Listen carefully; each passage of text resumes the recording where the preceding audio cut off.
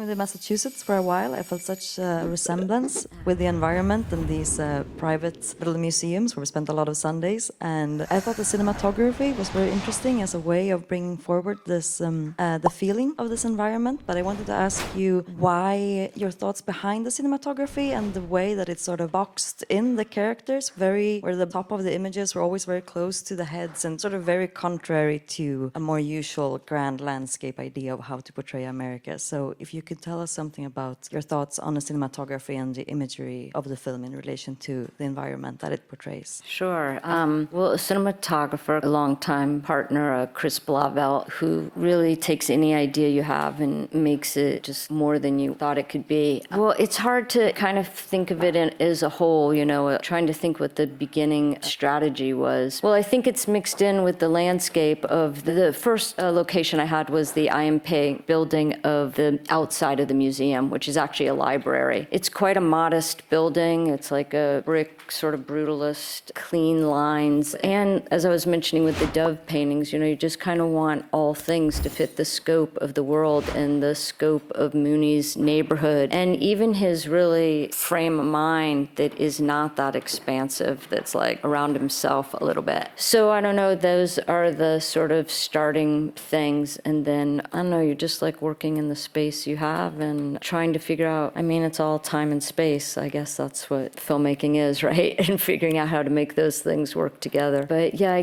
I'm trying to remember I think, the first sort of design of how we would shoot came from spending time there at the library and kind of working from there. But again, it's like process, you're thinking about how you're going to shoot it when you're writing, and then you're working at the locations, and then Chris is there, and Tony Gasparo's doing his thing, and Amy Roth's doing her thing, and then these guys show up. It's just, process.